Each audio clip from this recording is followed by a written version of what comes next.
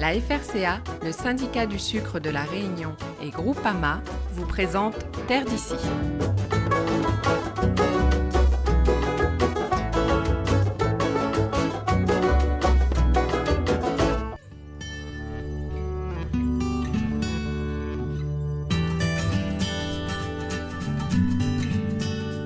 Trois ans après le lancement de ce programme innovant, chercheurs et arboriculteurs se retrouvent lors d'un séminaire pour faire le point sur l'avancement du projet Biophyto.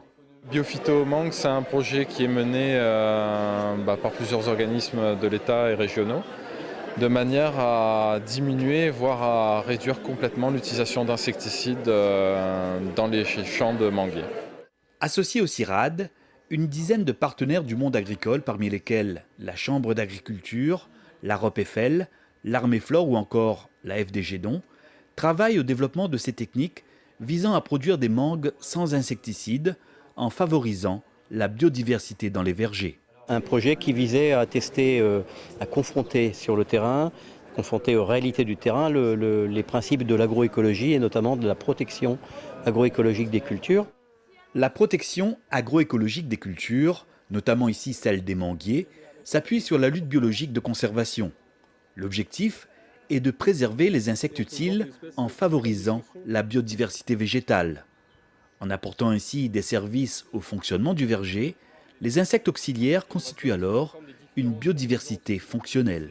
C'est-à-dire l'impact positif de pratiques agroécologiques où on supprime les traitements insecticides, où l'on insère des couvertures végétales permanentes au sol, par exemple, sur les insectes utiles. Pour caricaturer, les insectes utiles qui peuvent être des prédateurs qui mangent par exemple des ravageurs, des parasitoïdes, des parasites qui vivent aux dépens de ravageurs ou des pollinisateurs qui simplement participent à la production. En présentant à cette occasion les résultats de leurs travaux de recherche, les participants à ce séminaire ont bien montré toute l'importance de préserver et de développer la biodiversité dans les systèmes agricoles.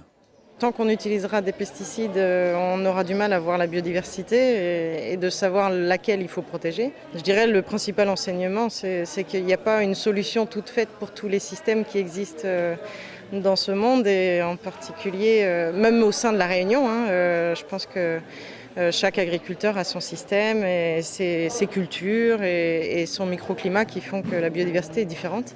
Et à mon avis, un enjeu de la recherche, mais aussi du développement et de tous les praticiens, sont de vouloir développer des outils pour essayer de mieux piloter et suivre cette biodiversité pour sélectionner les espèces qui leur sont les plus bénéfiques.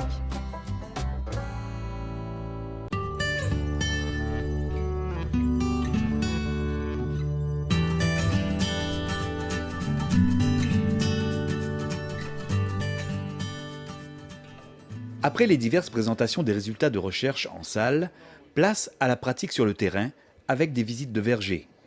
Agriculteurs et chercheurs peuvent ainsi discuter et échanger directement de l'expérience des uns et des attentes des autres sur le projet Biophyto, un projet qui vise à produire des mangues sans insecticides.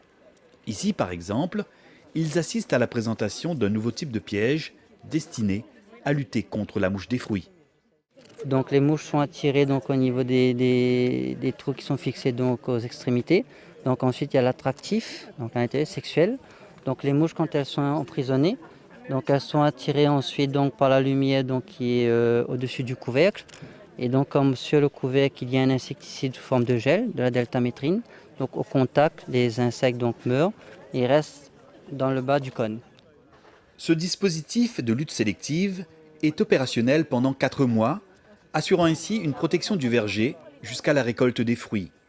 Pour plus d'efficacité encore, ces pièges à mouches doivent être installés à une densité de 80 par hectare. Une solution intéressante pour les producteurs de mangue. Oui, ça paraît intéressant. Déjà, ça permet de faire moins de traitements chimiques, donc moins d'intervention, diminution des coûts de production. Ça paraît intéressant. Mais après, il faut le vérifier à la prochaine saison s'il n'y a pas de cyclone. C'est vrai que nous, depuis ces dernières années, on a beaucoup d'attaques de mouches. Et c'est ma bête noire de la production, c'est le plus important, il faut surveiller énormément. Donc l'année dernière, j'ai testé les pièges. Je suis satisfaite, mais avec le cyclone qui est arrivé au mois de janvier, on ne peut pas dire si l'efficacité est à 100%. Il faut le tester à nouveau cette année. Juste à côté, un atelier d'identification permet aux arboriculteurs de reconnaître les insectes utiles des nuisibles, comme ici par exemple cette micro-guêpe. Ça peut être des espèces qui sont très petites, très diversifiées, donc 300 espèces dans l'ensemble des vergers de manguiers qu'on a suivis dans le cadre du projet Biophyto, et de 146 genres différents, donc c'est vraiment encore, ça augmente la biodiversité. Avec les pratiques agroécologiques, on va vraiment avoir une augmentation de la biodiversité, on l'a vu tout au long du projet Biophyto, et c'est important pour les planteurs. C'est important qu'on transmette aux planteurs les connaissances acquises pour que sur le terrain, ils puissent faire la part entre les bons et les mauvais. Ça permet aux agriculteurs d'être formés, de reconnaître la punaise, mais aussi à nous de savoir le ressenti et les difficultés qu'ils ont à reconnaître ces insectes-là.